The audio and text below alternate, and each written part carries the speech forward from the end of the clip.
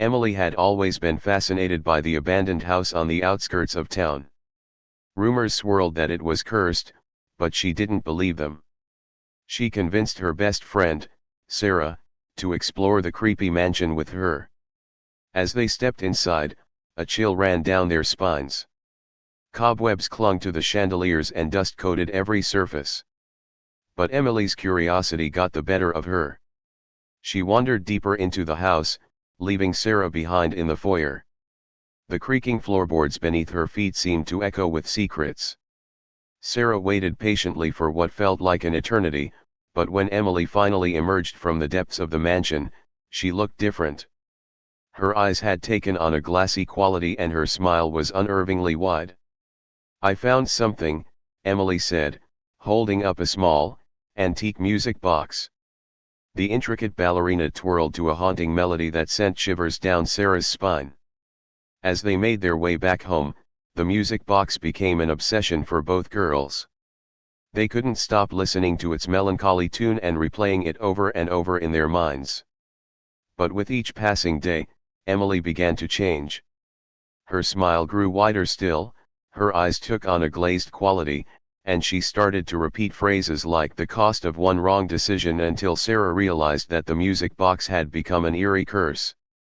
The girls' parents found them sitting motionless in front of their TV, listening to the haunting melody as it played over and over, forever trapped by Emily's single wrong decision. The next morning, Mrs. Alvarez handed back the graded spelling tests face down, as she always did. Leo turned his over slowly. At the top, written in red pen, was a big, beautiful 100%. Next to it, his teacher had drawn a smiling star. "Great job, Leo," she had written. But instead of feeling proud, Leo felt sick. He turned the paper over again so he couldn't see the grade. Across the room, Marcus was showing his test to a friend, a 92%, which was excellent for Marcus. He was grinning. Leo should have been happy for his friend. Instead, he felt jealous and guilty all at once. He had cheated his way to a perfect score, and Marcus had earned his good grade with hard work. It wasn't fair, and Leo had made it that way. The rock in his stomach grew bigger throughout the day. At lunch, Marcus offered Leo half of his peanut butter sandwich. Leo couldn't eat. "You okay?" Marcus asked, his mouth full. "You look like you saw a ghost." Leo forced a smile. "Just tired," he said. But the lie came out so easily that it scared him. One wrong decision had led to another lie, and now he was lying to his best friend. He spent the rest of lunch staring at his tray, pushing a carrot stick back and forth, wondering how one tiny peek at someone else's paper had made him feel so terrible. That night, Leo couldn't sleep. He lay in bed staring at the ceiling, the spelling test hidden under his math book so his parents wouldn't see it and ask questions. Every time he closed his eyes, he saw Mrs. Alvarez's smiling star. It no longer looked like a star. It looked like a warning. Around 11 o'clock, his mother came in to check on him. "Still awake, Mijo?" she whispered, sitting on the edge of his bed.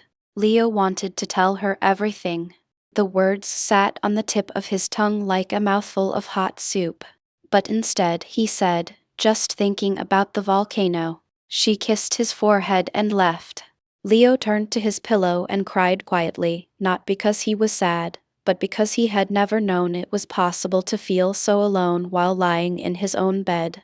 The next day, Mrs.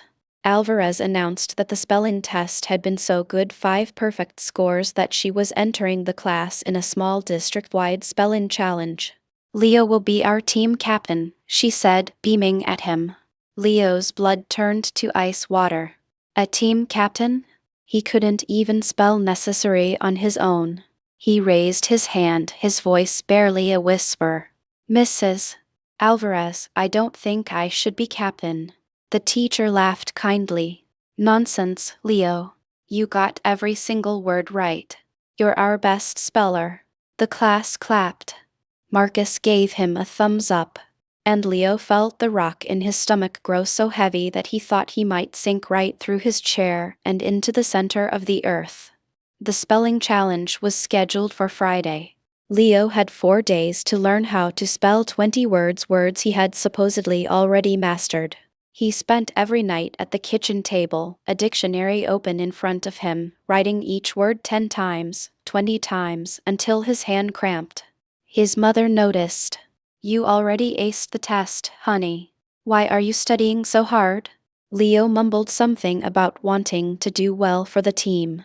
But the truth was simpler and sadder. He was trying to become the person everyone already thought he was. Wednesday night, 2 days before the challenge, Leo snapped. He threw his pencil across the room and buried his face in his hands. His father came in from the living room. "Leo, what's going on?" And finally the dam broke.